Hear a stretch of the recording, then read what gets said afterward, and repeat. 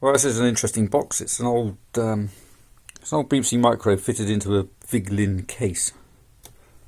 The problem with this old machine is the power supply went up in smoke, which is classic BBC Micro problem.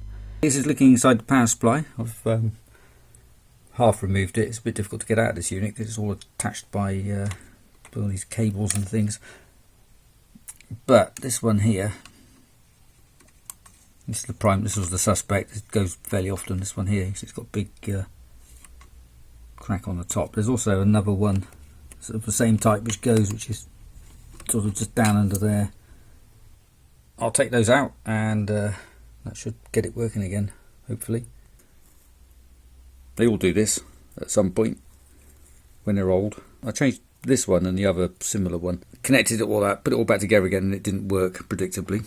I took it out of the metal case, which is not a 5-minute job. Took all of these electrolytic capacitors out and tested them, and they all tested fine, so I put them all back in. Getting them out is quite difficult because when they've built the board, they bent all the legs flat against the back of the board. After doing all that, it still didn't work very well, so in the end I just resoldered all the pins on the power transistor. So this is the new capacitor, and there's another one buried under the sort of main switch. So I've got my voltmeter hooked up to the 5-volt output from the this disk drive connector.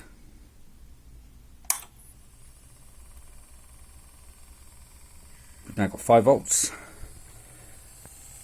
The fan over there is spinning.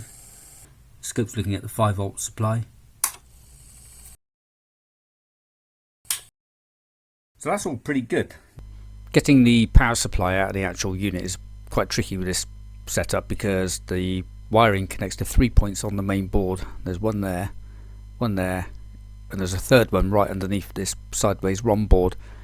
And getting that board out, I think, was going to be tricky because it was held in quite tightly. There's a header connection along there, and there's another header down there at the bottom of it. And you just know with this old stuff, if you try and pull something out, it'll break something and it will just create a mountain of extra work. The wiring in this thing is a bit of a bodge. This had insulating tape around it. This black wire's fallen out, which is what I think powers this board up here. There was a toggle switch in the side here that had completely fallen apart, so I've fitted a new one. Yeah, so now it's a case of really just reattaching it all. I'll better check the 12 volts and -5 supply is okay, but yeah, it's kind of interesting. It'd be great to put it all back together again and hope it works. This chip with a little round window is interesting. It's on the second processor board, and it's a device called an EPROM. You don't see that many of them around anymore, but basically you write your software and download it into the chip, and it's got a clear window on it because that's how you erase it. So you put it in a special EPROM eraser, which is like a little box with a drawer on it. Put your chips in it, switch the unit on until you've got a timer, and it shines an ultraviolet light onto it, and after about 20 minutes it'll erase the chip. When it's actually erased, all the memory locations in it are set to FF.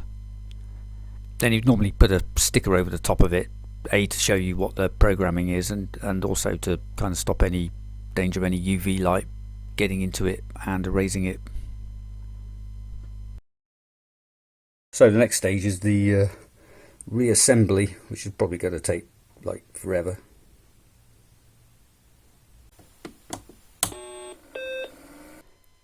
So I finally got it all put back together. Not the easiest thing, it's a bit of a tight squeeze in this box. But yeah, job done. So yeah, interesting trip down memory lane really, this one, not seeing all this old electronics. I'm surprised the power supply can power all this. It's quite a lot, must be pulling quite a lot of power out of it.